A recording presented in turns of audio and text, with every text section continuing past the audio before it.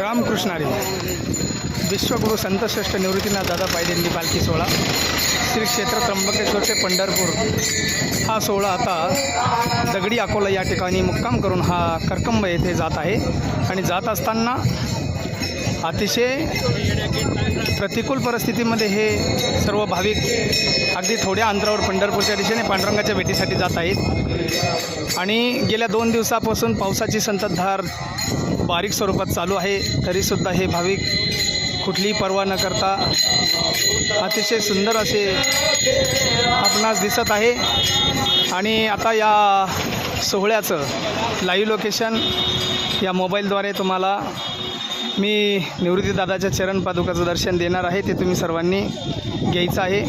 असा हा अतिशय सुंदर असा हा सोहळा अगदी थोड्याच अंतरावर दादाचा या ठिकाणी पादुकाचा जो रथ आहे, चरण पादुकाचा तो येत आहे आणि त्याचं मी दर्शन तुम्हाला देत आहे.